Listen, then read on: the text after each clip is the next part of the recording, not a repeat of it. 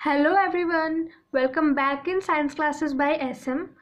Me SM going to continue with the chapter that is chapter 1, some basic concepts of chemistry of class 11th. So we are going to cover laws of chemical combination today. So the first law is law of conservation of mass. So ये law of conservation of mass क्या होता है?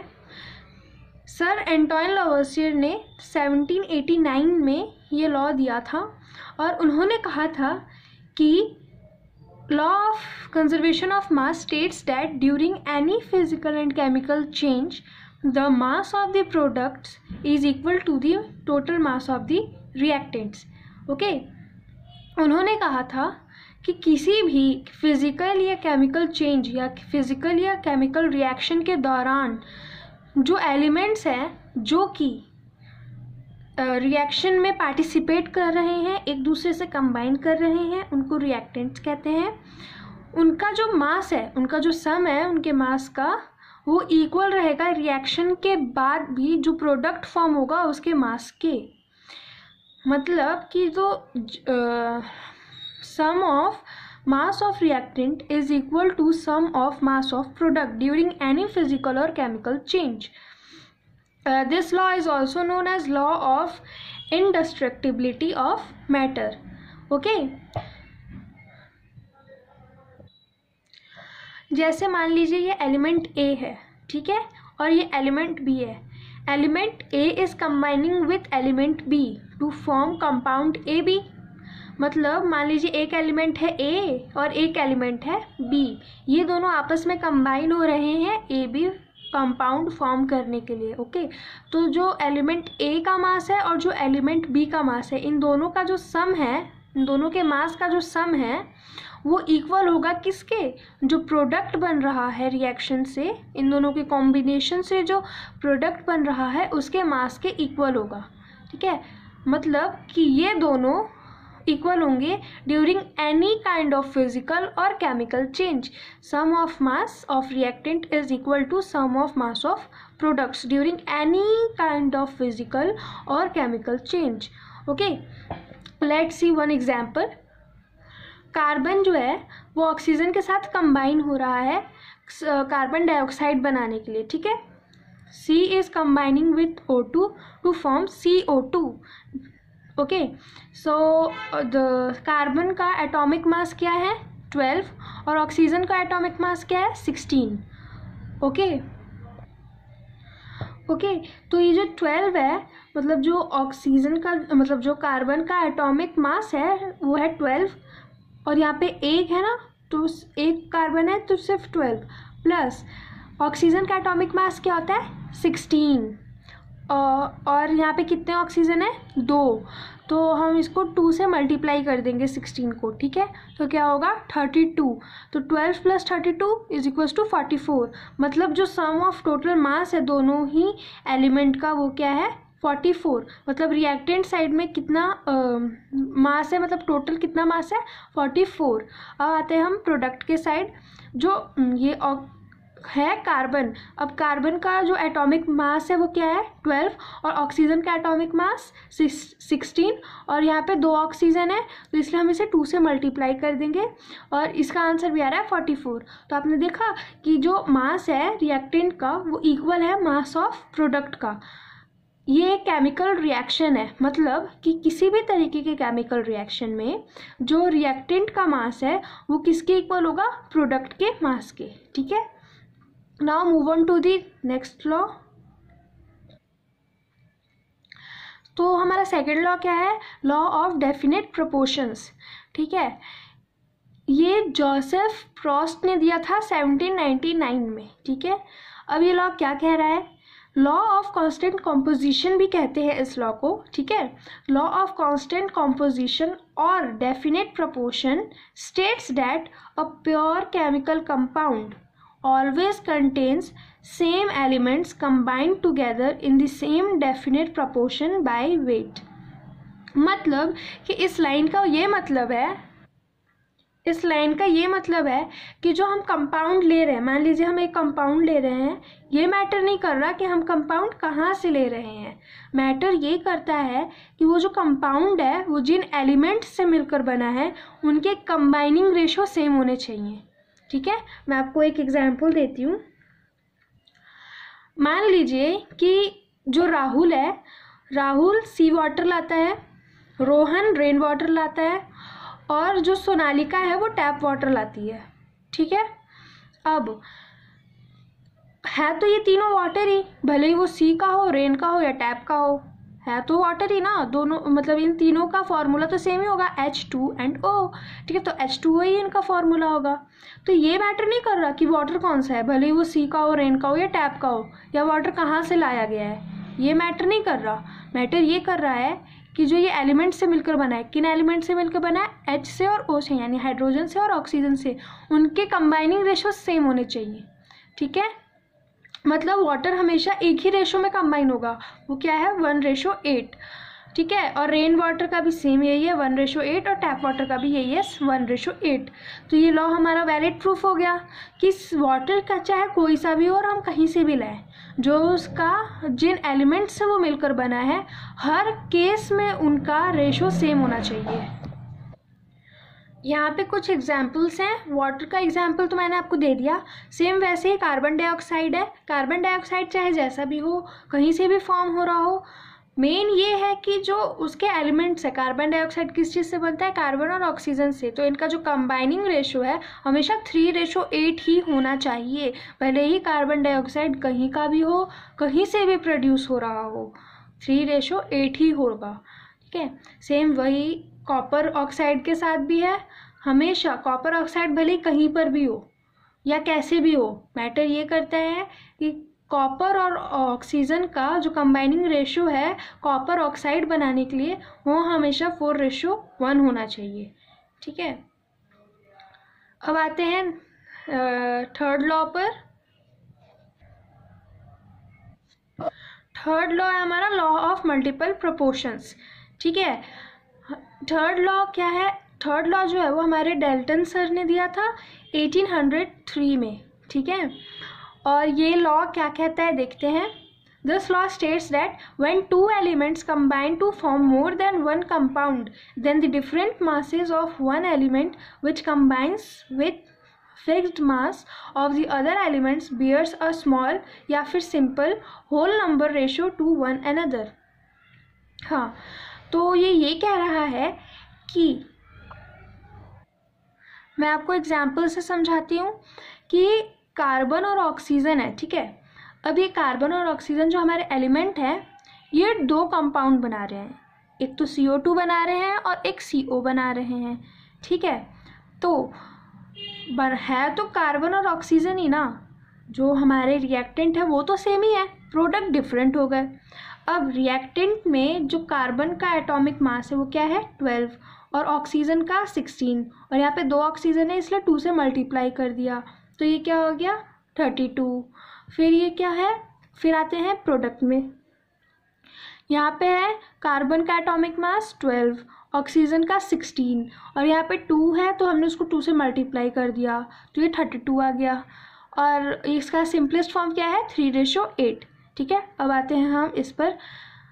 Carbon का atomic मास 12, oxygen का atomic मास 16, यहाँ पे सिर्फ एक ऑक्सीजन है इसलिए ओनली 16, हम किसी से मल्टीप्लाई नहीं करेंगे इसको।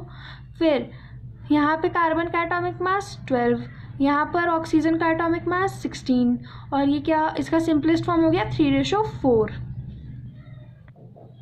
तो ये कह रहा है कि different masses of one element, ठीक है, डिफरेंट मासेस ऑफ ऑक्सीजन यानी वन एलिमेंट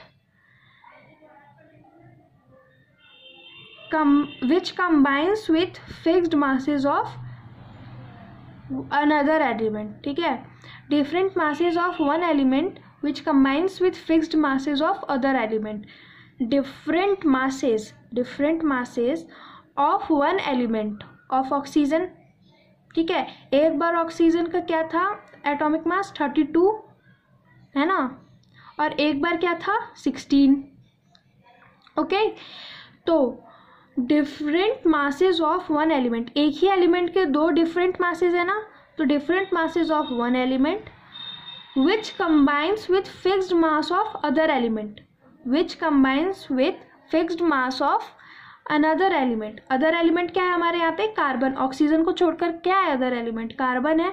और कार्बन का हमारा कार्बन का तो फिक्स्ड ही है ना, यहाँ भी 12 है, यहाँ भी 12 है, यहाँ भी 12 है, यहाँ भी 12 है, ये तो वेरी नहीं किया, तो इसका तो फिक्स्ड मास है। तो ये वही कह रहा है कि different mass of one element, मतलब एक ही एलिमेंट का जो डिफरेंट मासेज है, वो जब फिक्स्ड मास, मतलब एक एलिमेंट के फिक्स्ड मास से कंबाइन होगा तो it bears a small whole number ratio to one another.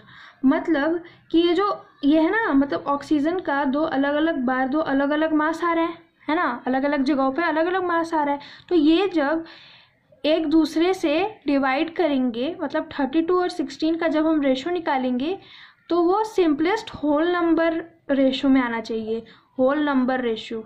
Okay, देखिए यहाँ पे लिखा हुआ है ना होल नंबर रेशो, और हमारा भी ये होल नंबर आ रहा है रेशो। मतलब ये क्या कह रहा है, different masses of one element, different masses of one element, और ये उसके डिफरेंट मासेस हैं, which combines with fixed mass of other element. और ये किससे कंबाइन हो रहा है, fixed mass of another element. Another element हमारा क्या है यहाँ पे, कार्बन, और इसका मास तो हमेशा फिक्स्ड ही रहा, कहीं भी आप देख लीजिए, है ना, तो इसका मास तो फिक्स्ड है। तो different mass of one element which combines with fixed mass of other element bears a small whole number ratio, bears a small whole number ratio to one another. यहाँ आ गया हमारा होल नंबर रेशो। ठीक है, एक दूसरा example देखते हैं। यहाँ पर हमारा है हाइड्रोजन और ऑक्सीजन, ये दो एलिमेंट है, और ये दो अलग अलग कंपाउंड बना रहे हैं। एक बना रहा है H2O और एक बार ये बना रहे हैं H2O2, यानी हाइड्रोजन पेरोक्साइड और वाटर। ठीक है, यहाँ हाइड्रोजन का एटॉमिक मास क्या होता है 1, और यहाँ पे 2 है ना, हाइड्रोजन यहाँ पे 2 है, तो ये हो गया 2। ठीक है, और ऑक्सीजन का एटॉमिक मास होता है 16, तो ये 16, और इनका सिंपलेस्ट फॉर्म क्या हो गया 1:8। अब वहीं पे देखते हैं हाइड्रोजन का, H2 और O2, हाइड्रोजन का एटॉमिक मास 1 और यहाँ 2 हाइड्रोजन है इसलिए 2, ऑक्सीजन का एटॉमिक मास 16 और यहाँ पे 2 ऑक्सीजन है इसलिए 32। ठीक है, और इनका सिंपलेस्ट फॉर्म वो हो गया 1:16। तो different mass of one element, मतलब एक एलिमेंट का जो डिफरेंट मास है क्या है, वो डिफरेंट मास एक बार 16 ग्राम है और एक बार 32 ग्राम है। तो different masses of one element which combines with fixed mass of another element. और यहाँ पे फिक्स्ड मास किसका रहा, कहीं भी देखें तो हाइड्रोजन का यहाँ भी 2 है, यहाँ भी 2 है, ऑक्सीजन का तो चेंज हो गया ना, तो यही है फिक्स्ड मास ऑफ हाइड्रोजन, क्या हो गया 2 ग्राम, हर जगह तो 2 ही ग्राम रहा। तो जो ये ऑक्सीजन है इसका अगर हम रेशो देखेंगे तो 16 डिवाइडेड बाई 32, ये क्या आ गया 1:2। तो ये क्या है होल नंबर रेशो। ठीक है, मतलब कि हम एक एलिमेंट के जो डिफरेंट मासेस हैं उसको अगर हम दूसरे एलिमेंट के फिक्स्ड मास से कंबाइन करेंगे तो जो डिफरेंट मासेस आ रहा था ना एक एलिमेंट का, उसका जो रेशो होगा, सिंपलेस्ट जो उसका रेशो होगा वो होगा होल नंबर रेशो। ठीक है, ये यही कह रहा है, ज़्यादा मुश्किल नहीं है। अब आते हैं हम नेक्स्ट लॉ की तरफ। हमारा फोर्थ लॉ क्या है, लॉ ऑफ रेसिप्रोकल प्रपोर्शन। ठीक है, ये रिचर ने इस लॉ को प्रपोज किया था, और कब किया था 1792 में। ठीक है, और रिचर सर क्या कह रहे थे, when two elements combine separately with a fixed mass of third element, then the ratio of masses in which they do so bears a small whole number ratio to the ratio of masses in which they themselves combine। मतलब ये इसका मतलब मैं आपको नीचे example से समझाती हूँ, पहले नेक्स्ट पॉइंट देखते हैं। This is also known as law of equivalent proportions. हम रेसिप्रोकल प्रपोर्शन को इक्विवेलेंट प्रपोर्शन भी कहते हैं। ओके, अब आते हैं हम एग्जाम्पल्स पर। ये कह रहा है ये लॉ कि मान लीजिए हम दो अलग अलग एलिमेंट ले लेते हैं, कार्बन और सल्फर, ठीक है, और इसको हम एक एलिमेंट से रिएक्ट कराते हैं। वो दूसरा एलिमेंट हमने ले लिया ऑक्सीजन। कार्बन जब ऑक्सीजन से कंबाइन कर रहा है तो CO2 बना रहा है, और सल्फर जब ऑक्सीजन से कंबाइन कर रहा है तो वो SO2 बना रहा है, ठीक है। और कार्बन और सल्फर जब आपस में कंबाइन कर रहे हैं तो वो CS2 बना रहा है, ठीक है। अब जो कार्बन है, कार्बन का एटॉमिक मास क्या होता है 12, सल्फर का 32, ऑक्सीजन का 16।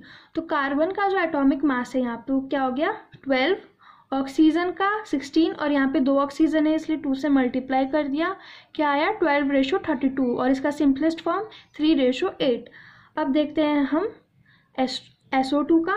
SO2 का मतलब S का, सल्फर का एटॉमिक मास क्या है 32 इस टू ऑक्सीजन का एटॉमिक मास 16, और यहाँ पे 2 है ना इसलिए हमने इसको 2 से मल्टीप्लाई कर दिया, तो क्या आया 32:32, ठीक है, 32:32, और इसका सिंपलेस्ट फॉर्म 1:1। अब जो ये दोनों आपस में ही कंबाइन किए थे उसका क्या रेशो आएगा, कार्बन का एटॉमिक मास 12 इस टू सल्फर का एटॉमिक मास 32, और यहाँ पे 2 सल्फर है इसलिए 2 से मल्टीप्लाई कर दिया, और ये क्या आया 12:64, और इसका सिंपलेस्ट फॉर्म 3:16। अब ये कह रहा है कि कार्बन और ऑक्सीजन जब अलग अलग कंबाइन होंगे तो जो उनका फिक्स्ड मास है, मतलब मान लीजिए हमने इन दोनों में से कोई एक चूज़ कर लिया, ठीक है, कोई एक कंपाउंड चूज़ कर लिया, क्या करें, मान लीजिए हमने ये वाला चूज़ किया, ठीक है, हमने CO2 चूज़ कर लिया।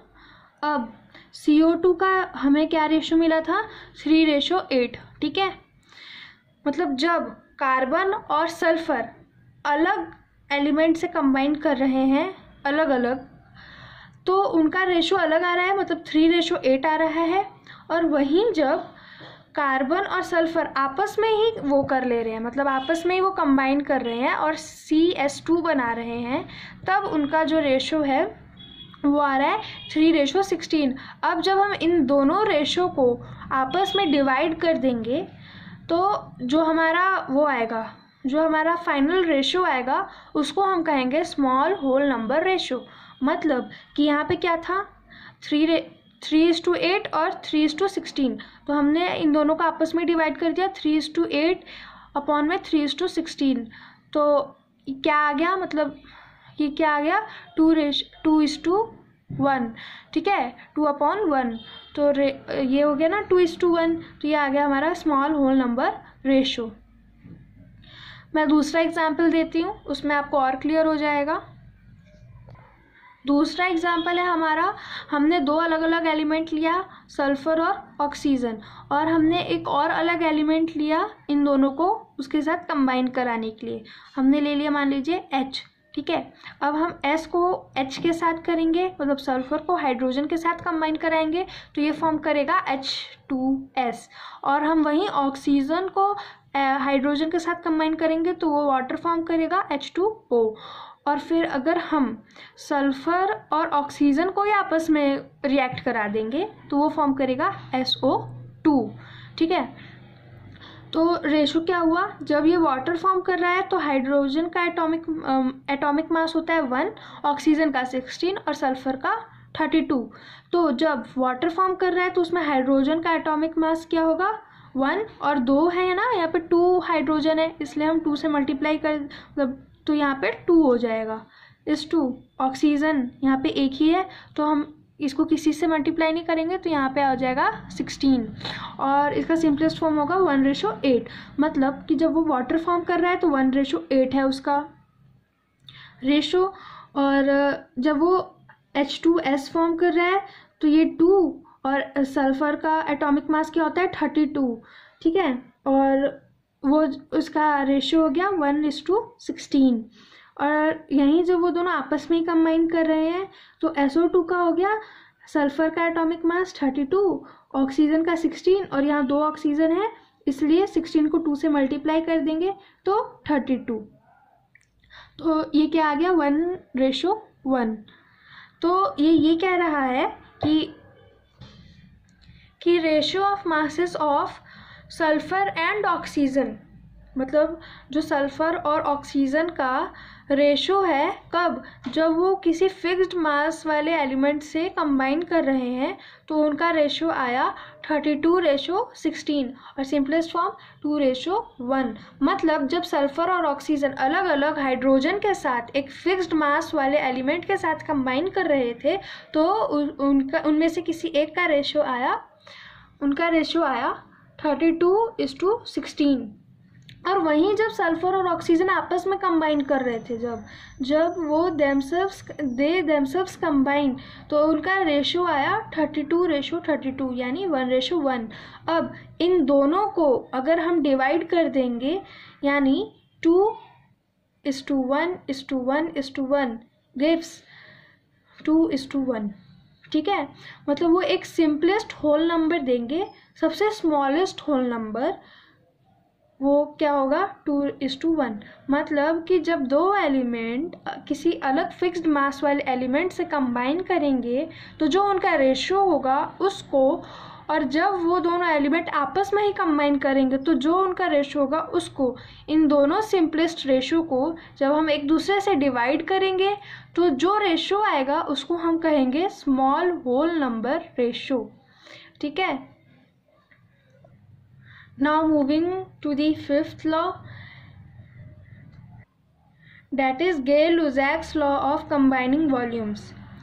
तो इस लॉ को गे-लुसैक ने प्रपोज किया था कब 1808 में। ठीक है, और ये लॉ क्या कहता है, व्हेन गैसेस रिएक्ट, ये लॉ किस पर डिपेंडेंट है, गैसेस पर। तो when gases react they do so in a volume which bears a simple whole number ratio to one another and the volume of product formed is gaseous। मतलब कि जब एक गैस दूसरे गैस के साथ, यहाँ पे एग्जांपल है ना हाइड्रोजन और क्लोरीन का, तो जब हाइड्रोजन गैस क्लोरीन गैस के साथ कंबाइन कर रहा है तो वो क्या बना रहा है, HCl गैस, हाइड्रोक्लोरिक गैस। तो ये कह रहा है कि जब यहाँ कितना हाइड्रोजन है, एक ही हाइड्रोजन है, कितने वॉल्यूम है हाइड्रोजन के, एक। तो means when one volume of hydrogen gas combines with one volume of chlorine gas to form 2 volume of HCl gas. ठीक है, मतलब एक वॉल्यूम है हाइड्रोजन गैस का, वो एक वॉल्यूम क्लोरीन गैस के साथ कंबाइन करेगा 2 वॉल्यूम HCl गैस बनाने के लिए। मतलब कि अगर हम 20 ml हाइड्रोजन गैस ले रहे हैं और 20 ml क्लोरीन गैस ले रहे हैं, तो जब वो एक दूसरे से कंबाइन करेंगे तो 40 ml ऑफ क्या बनेगा, HCl। मतलब 20 ml अगर हम हाइड्रोजन गैस ले रहे हैं और 20 ml ही हम क्लोरीन गैस ले रहे हैं तो वो एक दूसरे से कंबाइन होकर क्या बनाएंगे, 40 ml ऑफ HCl गैस। मतलब कि जो रिएक्टेंट हैं, मतलब मान लो कि कोई भी एलिमेंट है, element A plus element B gives compound AB। मतलब कि जो ये है क्या कहते हैं कि जो एलिमेंट A है, मान लो कि एलिमेंट A है 40 ml, ठीक है, प्लस एलिमेंट B है 40 ml। वो अपने मतलब वो एक दूसरे से कंबाइन होके सेम, मतलब जो इनका सम होगा ना वही इधर कंपाउंड का उसमें आ जाएगा। ठीक है, तो ये बन जाएगा 80 ml। ठीक है, ये 80 ml बन जाएगा। मतलब 40 ml प्लस 40 ml कितना हो गया, 80 ml। तो जो इधर वॉल्यूम होगा ना, sum of reactant, volume of reactant is equal to sum of volume of product. ठीक है, मतलब जो इधर होगा वॉल्यूम का सम वही प्रोडक्ट में भी होगा वॉल्यूम का सम।